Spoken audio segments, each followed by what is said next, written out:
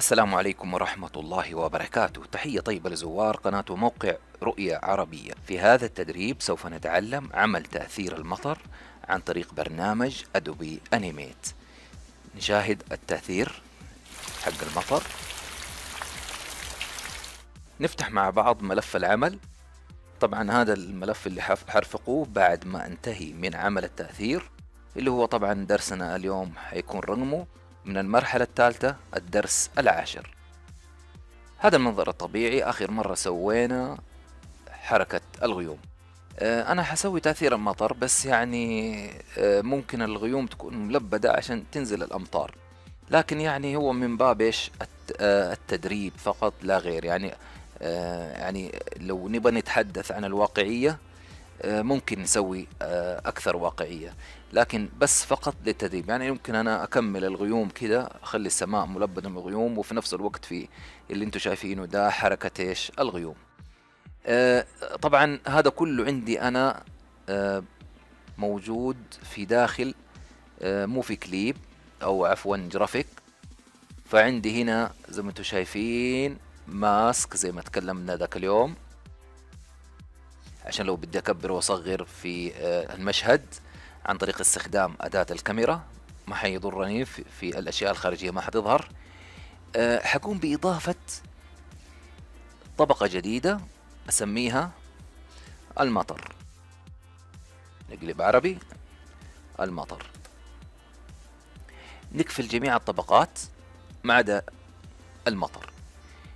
حجي أفعل أداة رسم الدائرة اوفال تول، ألغي الحواف وأقوم برسم دائرة فقط بلون التعبئة، ويكون أبيض. هو حنقدر نغيره إلى أي لون تاني، ممكن يعني يكون مائل إلى الرمادي.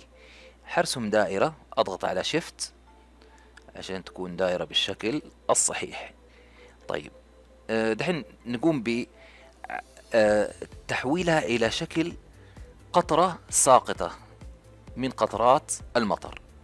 أفعل أداة السهم الأسود سيلكشن تول، أو بالضغط على مفتاح V من لوحة المفاتيح. أقوم أجي هنا وأسحب الدائرة إلى الأعلى بهذا الشكل عشان أحولها إلى قطرة. تبغى تجيبها كده زاوية السقوط، يعني زي شيء راجع لك. يعني ممكن تسويها بعد كده تسويها بشكل أفضل، وممكن تسويها مرة ثالثة ورابعة تكون تبدع فيها بشكل أفضل وأحلى من ما أنا سويت أو أنت اللي سويته. حنقوم بعملية يعني ضبطها بهذا الشكل. حاول يعني إنك ما تعدم فيها الأبعاد، أهو بهذا الشكل. أصغر من فوق كده، أيوة يا سلام. بس حاجة خفيفة كده ننزلها من هنا ونحاول نضبطها بهذا الشكل. طيب نضغط كنترول انتر عشان نجرب هل هي كبيرة او صغيرة. طبعا كبيرة زي ما انتم شايفين. دحين ايش اسوي؟ اقوم بتصغيرها، بس يبغى لها شوية تعديل. ايوه شوية تعديل كده عشان نكون اكثر واقعية. طبعا قبل ما اغلق بس يبغالي، ايوه خلاص. اقوم دحين اصغر. حددتها طبعا بالكامل، شوف التحديد كيف باستخدام السهم الاسود اهو. ارجع مرة تانية احدد. طبعا هو اذا كان في اشياء مرسومة لازم تستخدم اداة السهم الاسود، لكن اذا ما في ممكن تحدد بهذا الشكل. بس يعني تفاديا انه يكون في اشياء مرسومة، انك تتعود بهذا الاسلوب. اقوم استخدم اداة فري ترانسفورم تول، او باختصار من لوحة المفاتيح بالضغط على مفتاح كيو. اقوم دحين اضغط على شيفت واقوم بعملية التصغير. نضغط كنترول انتر عشان نجرب حجم القطرة هل هي واقعية ام لا. يعني ممكن نقول تصغر زيادة، ممكن نقول تصغر زيادة وبهذا الشكل. شوف خليناها انعم اهو، صغرناها زيادة. شوف كده لازم نغير اللون طبعا. ممتاز، يعني مناسبة القطرة.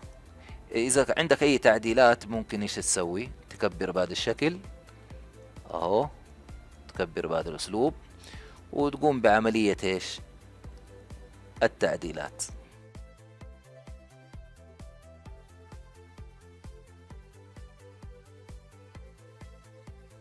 بهذا الشكل.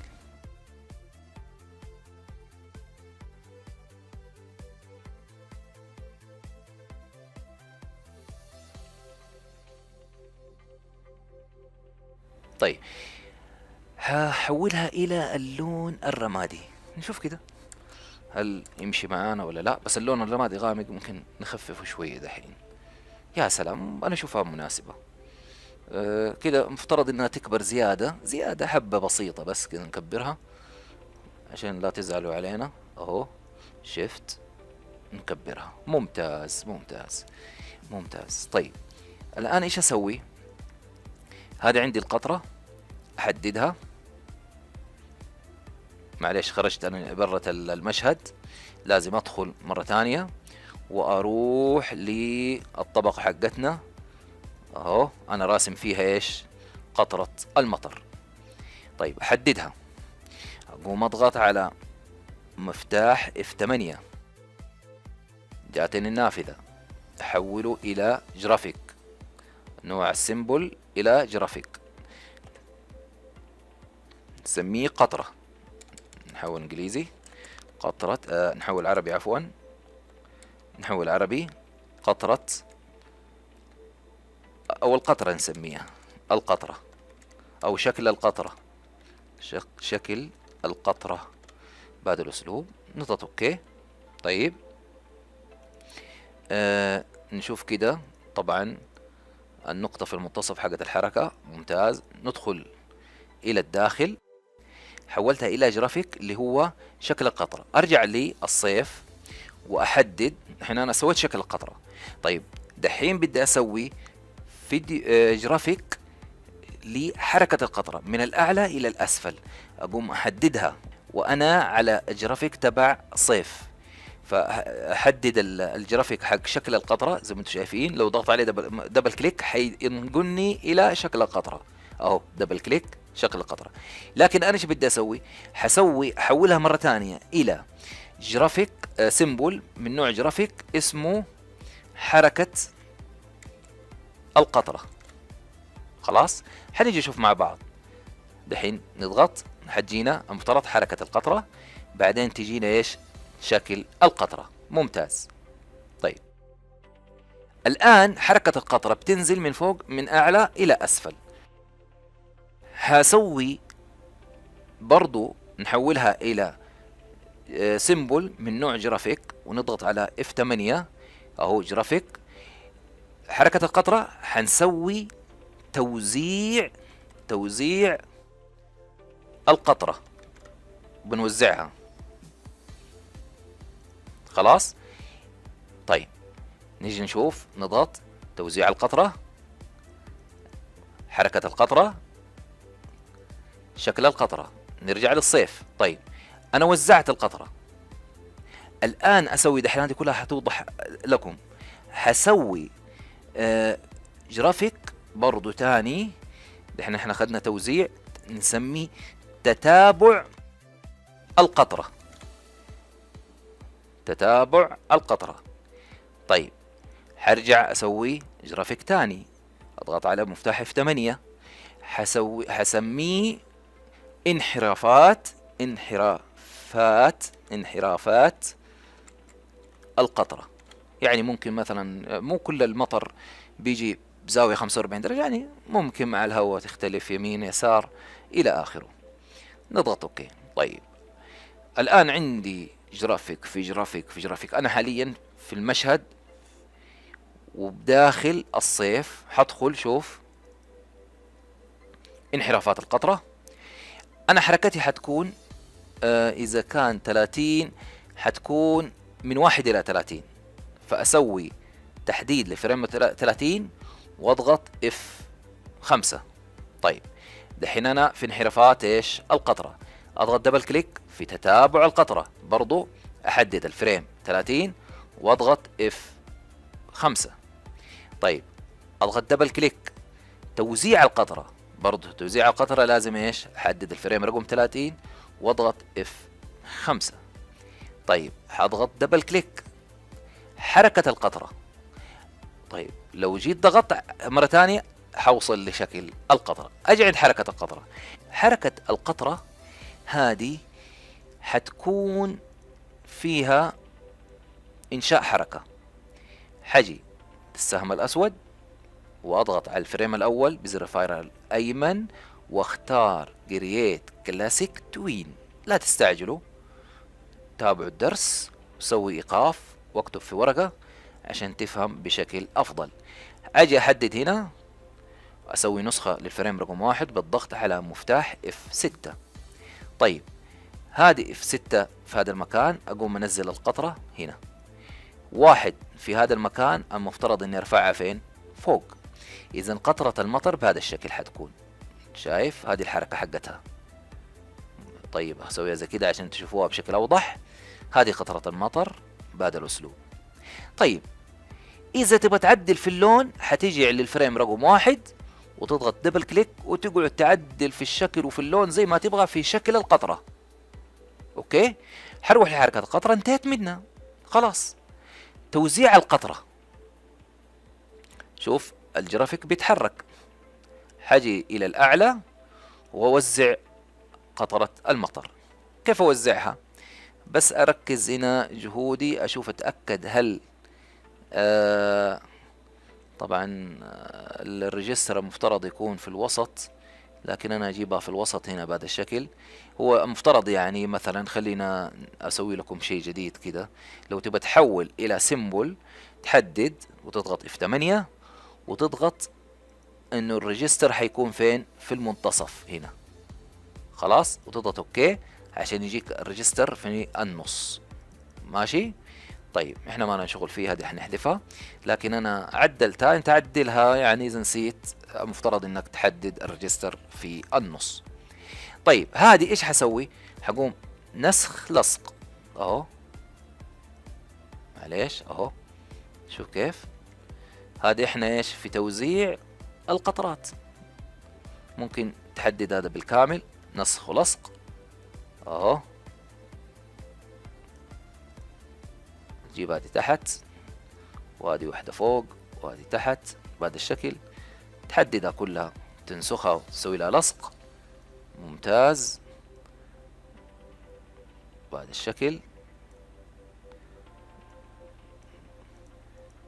نسخ لصق، هذه واحدة لصق على طول، لصق على طول اهو. امشي يعني. اذا انت مايل لازم تخرج على اليمين كثير، لازم تخرج على اليمين كثير، لازم تخرج على اليمين كثير. يعني تيجي تشوف تحرك مثلا، شوف بتظهر. شايف؟ مشي على اليمين كمان شوية كده حبتين. على اليسار ما عندنا مشكلة في هذا الجانب، ما عندنا مشكلة. كمان واحدة كده بس عشان لا تزعلوا علينا. نيجي نشوف هنا لسه باقي. لازم على الاقل لنا ايش؟ اننا نخرج، ان نخلي واحدة خارج المنظور. ممتاز ممتاز. فيت ويندو نشوف. خلاص هذه القطرات نزلت. طيب نيجي نشوف تتابع القطرة. ايش الفكرة في تتابع القطرة؟ ركز معايا ركز معايا. دحين عندنا احنا شوف من 1 إلى 30 اهو بهذا الشكل حتصير. كمان يعني مفترض انه تنزل زيادة. يعني مثلا نيجي عند حركة القطرة ننزلها زيادة شوية، تنزل معنا كلها. ايوه شوف بس خلاص. نيجي عند تتابع القطرة. ايش حنسوي؟ ركز معايا فيها. تتابع القطرة انه اخلي طول الوقت المطر بينزل. يعني مو كل شوية اخليها زي كده بهذا الشكل وتنزل رشة واحدة كده كأنها جاية عن طريق هواء وبترش بلي. لا. طيب نيجي نحدد بزر الفارة يمين اهو، كوبي بزر الفارة اليمين.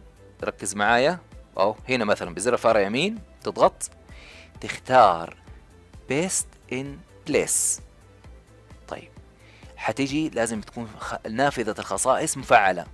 طيب نيجي عند لوبينج الفيرست نخليه مو 1، نخليه 5. شايف كيف نزلت على تحت؟ دحين حتشوف الشكل. طيب حنيجي برضو بزر الفارة اليمين، احنا ناسخين، عندنا الذاكرة منسوخة، paste in place. طيب ديك خليناها 5، عندي 1 في الأصل وخليناها 5، هذه نخليها كم؟ 10. شوف نزلت، حتشوف الشكل والحركة كيف تطلع. لا تستعجل، بزر فاير يمين paste in place. طيب خليناها 10، هذه المرة نخليها كم؟ 15. ممتاز. طيب نجيب زر الفار اليمين برضو نفس الشيء، 15، هذه نخليها كم؟ 20. يا سلام. طيب زر الفار اليمين paste in place، طيب حنخليها كم؟ 25. طيب نشوف مع بعض كده. يا سلام يا سلام، ويقعد تنعاد الحركة زي كده والمطر طول الوقت بينزل. ممتاز ممتاز. طيب هنا انحرافات القطرة، هذا مثلا يعني الرؤية زي ما تقول واضحة. ممكن انك مثلا تسوي طبقة تانية وتنسخ هذه، او الطبقة هذه تنسخها، مثلا تقول كوبي لاير، بعدين تقول بيست لاير، خلاص يعني تحذف هذه. هذه تسوي لها انحراف بسيط، انحراف بسيط كده، شايف؟ وتجيبها على اليمين وتقوم بعملية، خلينا نقفل القفل هذا ونحجب الرؤية، نحددها كده ونختار ألفا، نخففها شيء بسيط بس، نخففها. نجي على الصيف كده نشوف الشكل كيف يطلع معنا، إن شاء الله يطلع حلو ويناسبكم. تيست موفي، الملف كبر شوية معانا فياخد شوية وقت.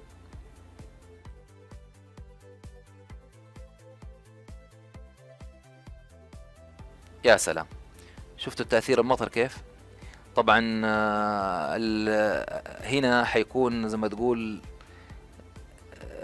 طبعا لون فاتح اللي هو المسطحات الخضراء. ممكن المسطحات الخضراء نعيد تلوينها بلون أغمق شيء بسيط فقط عشان يظهر معنا تأثير المطر. طيب نجي هنا نشوف كده مع بعض، نشيل الأقفال كلها بالمرة، نحدد. طيب ممتاز. بس نزيد يعني اللون الأخضر شوية عشان يظهر معانا، شوف تأثير المطر.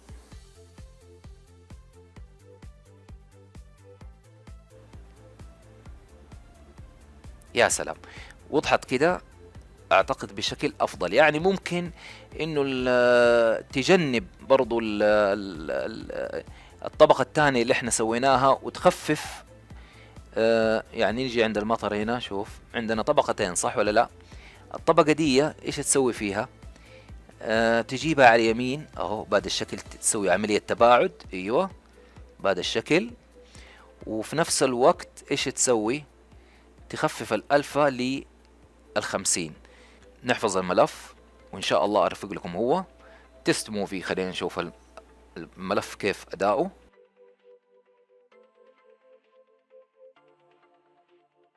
طبعا أنا اللي بسويه فقط للتدريب، يعني ممكن إن نسوي أكثر واقعية وأشياء أحلى من كده، لكن نسخة التدريب يعني تكون سريعة وعليكم فيها شوية يعني بعض الملاحظات.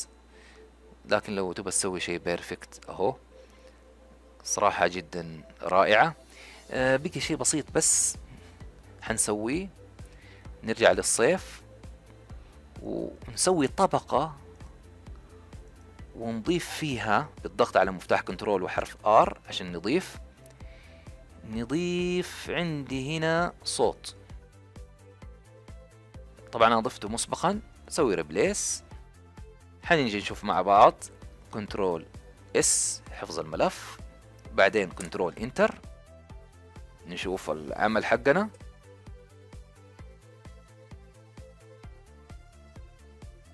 اللي انا ضفته طبعا هو صوت المطر.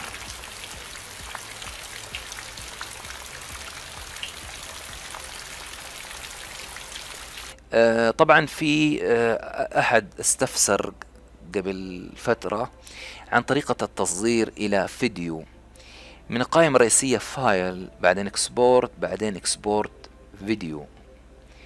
حيكون الامتداد من نوع MOV، وتسوي براوز فين تبى تحطه وتضغط على اكسبورت وبسلامتك. طيب هذا كل ما لدينا اليوم. إن شاء الله أرفق لكم الملف في رابط لموقع رؤية عربية. لا تنسوا عمل لايك، تعليقاتكم الحلوة.